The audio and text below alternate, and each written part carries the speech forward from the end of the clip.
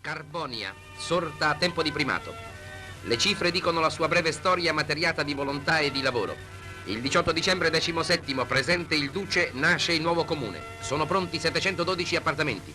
Al 31 ottobre 18 ne sono costruiti 2220. Al 31 marzo di quest'anno 3220. Al 31 dicembre prossimo ve ne saranno 5000. Dove era una landa deserta sorge ora una città di 21.500 abitanti destinati a diventare ben presto 50.000. Le miniere hanno prodotto 1 milione di tonnellate nel 1939. Nel 1942 la produzione sarà triplicata. E se ne può dubitare osservando questi nostri minatori al lavoro a qualche centinaio di metri di profondità? La perforatrice ad aria compressa ha sostituito il piccone per strappare alla terra il minerale senza frantumarlo eccessivamente.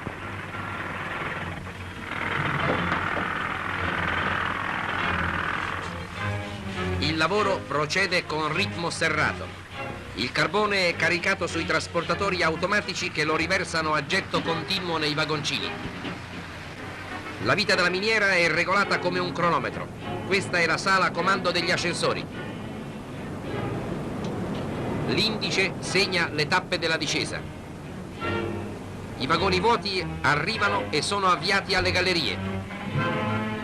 I vagoni pieni prendono il loro posto.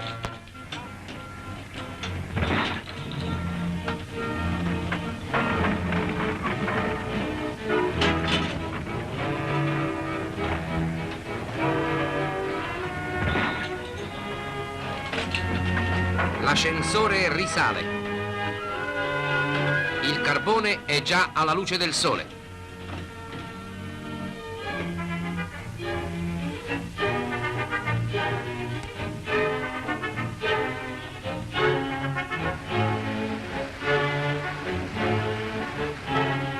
Adesso è scaricato automaticamente nella laveria, dove si procede alla cernita.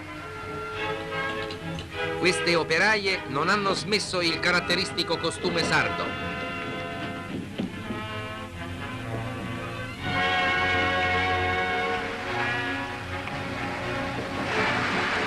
Con flusso inesausto, il carbone riempie nuovamente i vagoni che lo trasporteranno celermente al porto di carico.